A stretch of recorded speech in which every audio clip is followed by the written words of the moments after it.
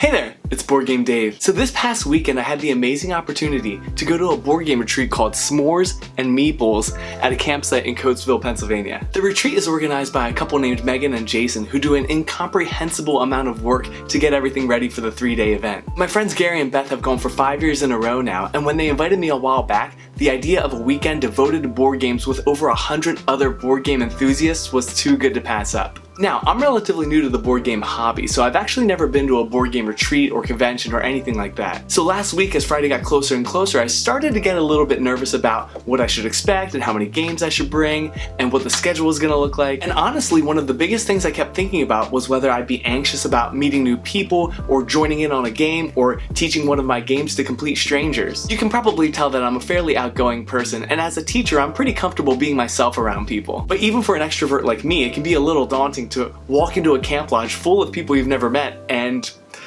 look for people to play board games with. But as I tell you about my weekend, I think you'll find that the recurring theme throughout those 3 days was how warm and welcoming and inviting everyone that I met at S'mores and Meeples was. So Friday I got there around 7 p.m. and by the time we checked in and got down to the lodge, it seemed like everybody was already in the middle of a game, so we decided to play a quick game of Azul Stained Glass of Sintra. And before I was even done setting up, another camper walked by and seemed interested, so I invited him to join us. Turned out he had already played the original Azul, so it was a really easy teach. Next, the four of us played a Haba game that someone was demoing called Iguazu, which was very cleverly designed and really fun. After that, we joined some people who had just finished the game for 2 plays of For Sale with 6 players. Oh my gosh, this was so much fun. I just bought For Sale a few weeks ago and had only played it at 2 and 3, so playing with the full player count was a blast.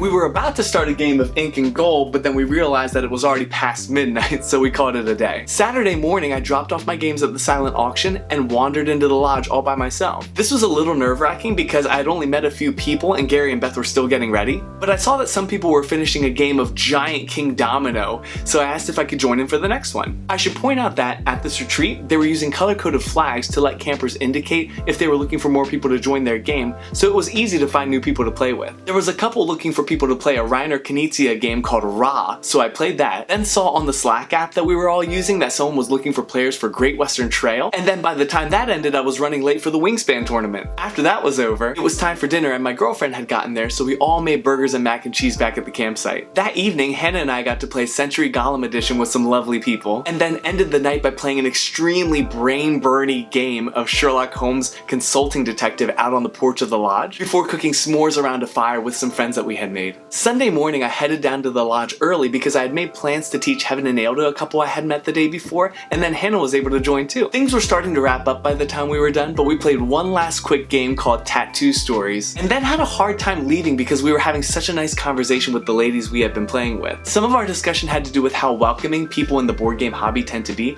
and I can confidently say that I've absolutely found that to be the case. Even at this small board game retreat, there were people of various ages and ethnicities and gender identities, and none of that seemed to matter at all because we were all there to celebrate our shared love of board games. Now, I know that this is something that happens within sports communities and other groups where people of all walks of life feel welcome and appreciated, but I really think that there's something very special about the board game community in the way that they embrace people who unfortunately might feel uncomfortable in other social situations. All that to say, the retreat was absolutely phenomenal, and I know that Hannah and I and Gary and Beth all really enjoyed ourselves and are looking forward to the next one. If you are thinking about going to a board game convention or retreat but are worried about feeling a little bit awkward, I would really encourage you to at least try going for a day. I'd be willing to bet that you would have an amazing time and that you'd make a lot of new friends too. Thank you so much again to Megan and Jason for coordinating such a wonderful weekend. You guys are incredible. In the comments below, let me know if you've ever been to a board game retreat or convention.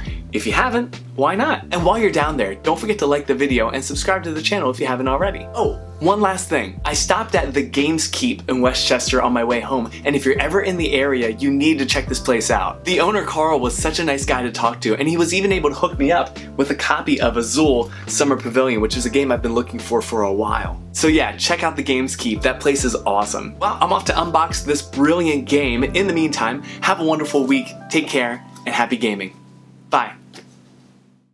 Board game retreat called S'mores and Meeples in Coatesville, Pennsylvania.